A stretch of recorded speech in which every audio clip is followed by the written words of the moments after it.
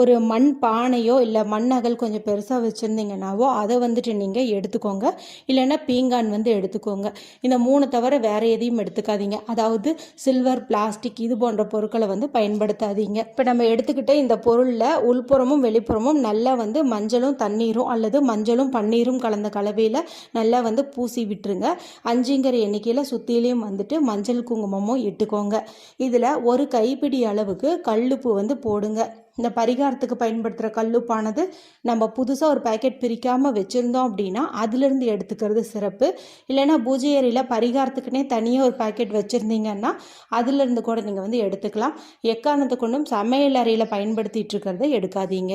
ஒரு கைப்பிடி அளவு எடுத்து நல்ல அழுத்தம் கொடுத்து அந்த கண்ணாடி பாட்டிலுக்குள்ளே வந்துட்டு போடுங்க. அடுத்து 2 நல்ல நிலையில் இருக்கக்கூடிய ஏலக்காய் வந்து போடுங்க. அதாவது விதைகள் எல்லாம் வெளியில் தெரியாத மாதிரி நல்ல ஏலக்காயாக 2 வந்து அது மேலே வைங்க.